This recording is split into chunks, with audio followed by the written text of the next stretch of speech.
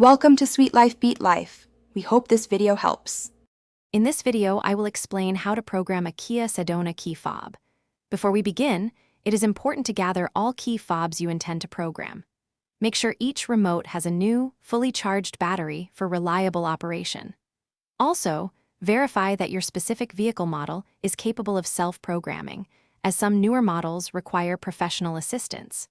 This preparation ensures a smooth and successful programming process for your keyless entry system.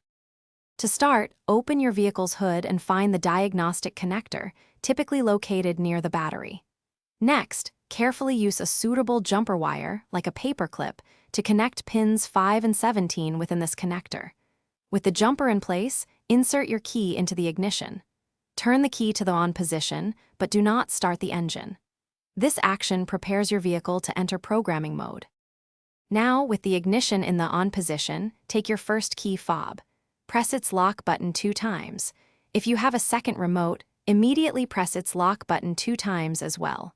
Remember, only 2 remotes can typically be programmed to the vehicle. Once all desired remotes are programmed, turn the ignition to the off position and remove the key. This completes the programming sequence.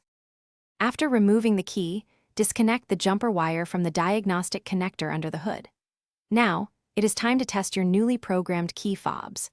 Verify that each remote successfully locks and unlocks the vehicle's doors.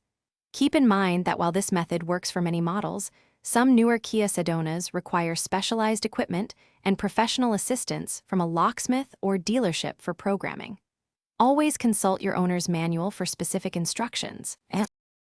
Thanks for watching. Consider subscribing if we helped you.